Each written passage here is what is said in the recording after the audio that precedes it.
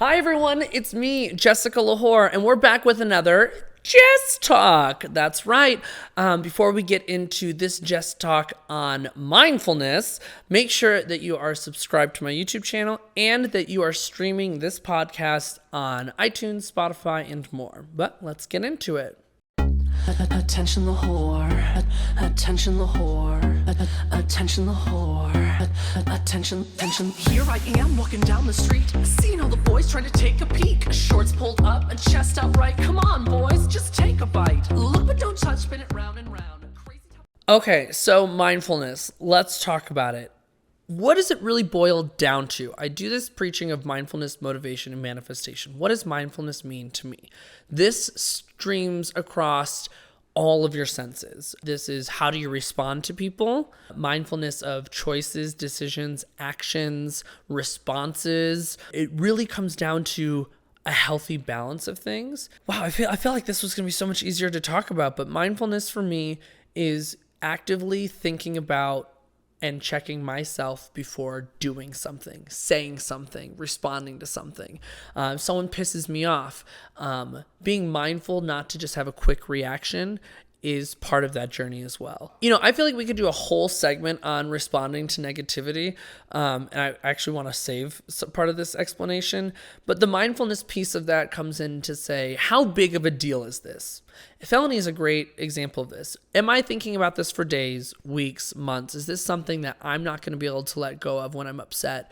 And being mindful of, why am I upset? What is the actual reason that makes me upset in this situation? Is it because I'm having my feelings hurt? Is it because that I need to communicate how this was done wrong?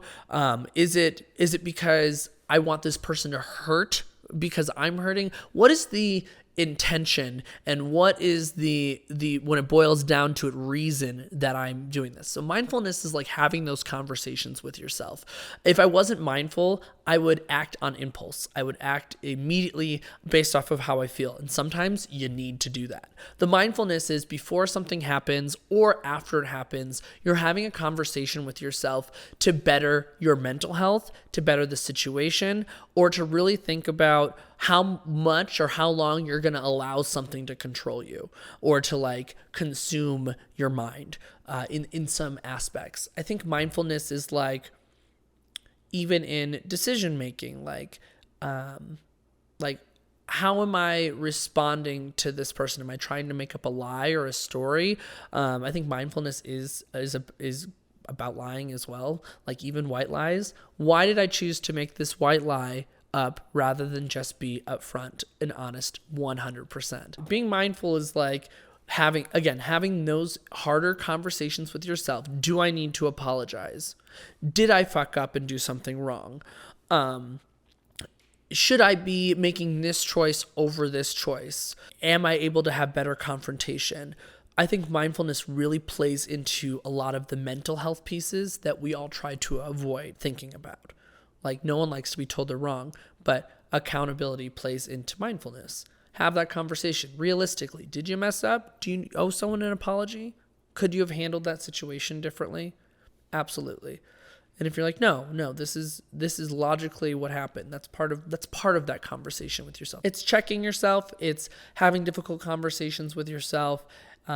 It's reflecting, a lot of reflection on your actions, on your words, on what you chose to do. Like if I decide to eat a shit ton of Taco Bell, yeah, it feels great when I'm doing that. But being mindful is like, well, do I really want to have the worst IBS the next morning?